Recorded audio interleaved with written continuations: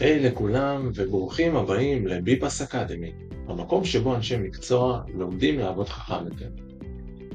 בסרטון הקודם ראינו כמה קל לייצר חבילות שירות עם האשף החכם שלנו. אבל מה קורה אם אתם רוצים לייצר חבילה מותאמת אישית שלא מופיעה בהצעות האוטומטיות? בדיוק בשביל זה קיים המסלול הידני. אז בואו נחזור לתהליך של החבילות שירות ונלחץ על הכפתור חבילות שירות. נתקדם בתהליך בצורה הרגילה, ואנחנו מגדירים שלכל מפגש קיים משך זמן. לכן נלחץ על האופציה הזו. האופציה הרלוונטית, כפי שהגדרנו, היא 60 דקות למפגש. אז במקום להשתמש באשף האוטומטי, הפעם אנחנו נדלג עליו ונלחץ על לדלג ולהגדיר ידנית. כאן אנחנו בשליטה מלאה.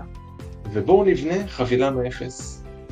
ברגע שלחצנו על ההגדרה ידנית, המערכת אוטומטית הוסיפה לנו את האופציה הראשונה, שהיא האופציה הדפולטיבית. מספר מפגשים 3, מחיר החבילה הכולל 300, ומשך הזמן, כפי שהגדרנו, 60 דקות. בנוסף, יש לנו את תיאור החבילה. איך אנחנו קוראים לה? אנחנו יכולים לשנות את מספר המפגשים בהתאם לצורך שלנו, 5, 10 או כל דבר אחר.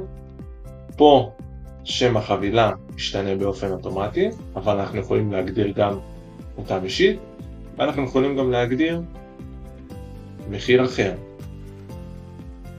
לצורך העניין, 500. ברגע שנרצה להוסיף חבילות, פשוט נלחץ על הכפתור הוספת חבילה, ויתווסף לנו רובריקה חדשה שאותה נצטרך למלא לפי הצורך שלנו.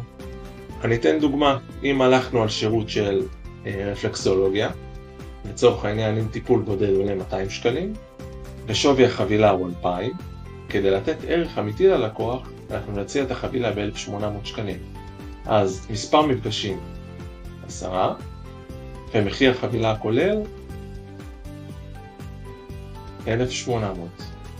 זו הנחה של 10% שהופכת את ההצעה לאטרקטיבית במיוחד. ולבסוף בואו נגדיר שם החבילה.